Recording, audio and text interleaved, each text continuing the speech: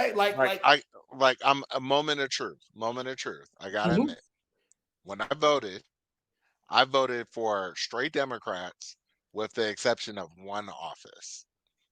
One office got my vote. Agriculture. No, Oh, okay. no, it was uh attorney general. Or I See, think Chris no, Strong. no, I went with Raffensperger, Secretary of State. I got you. Why did I go with Raffensperger? Because he stood up to Trump in national politics and said, "Nah, I mean, like, this is what the vote count is. The vote count is what the vote count is." And I didn't know who B Win was. I didn't know. I don't know enough about where she stands on things that I was like, I'm sorry, I can't vote for you if I don't know that you support the values and the things that I want to proceed with. Brad Raffensperger, I gave him a lot of props. When it came down to the national pressure, he stood tall against national Republicans of like trying to influence things. And I was like, it takes a lot of ethics to do that. You get my vote. You get my vote. I So think, just vote, yeah, man. yeah. You don't have to vote all one party or another party.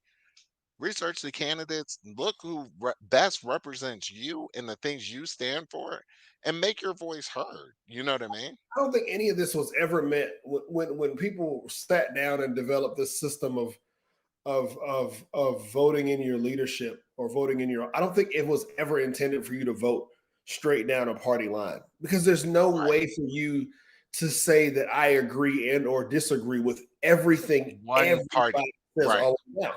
I think we Right. live in an excessively polarized society, but we also need to get back to a space where your vote was yours, right? Hmm. And if you chose not to disclose who you voted for, cool.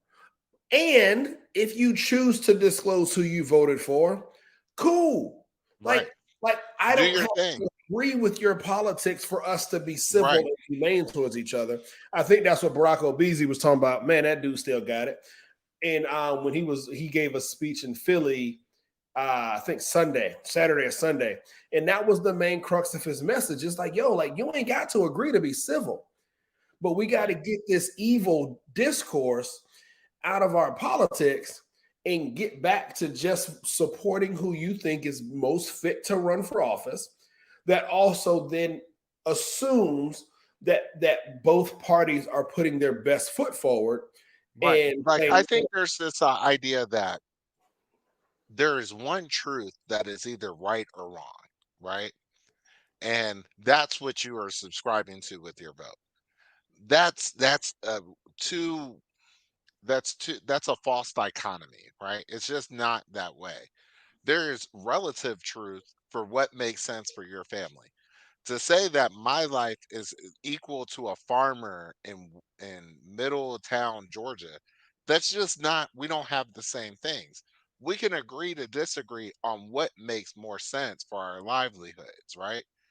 There's some common things that I think are probably stretch across us that are equal or whatever, but I mean, to say that you should vote with one whole party on everything does not make sense.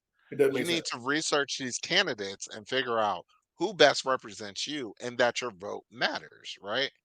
But as long as people are non-participatory inside of the system, then that's part of the problem. It's like your voice is not being elevated, you're not being heard, and you're not putting forth effort to have electorate that represents you.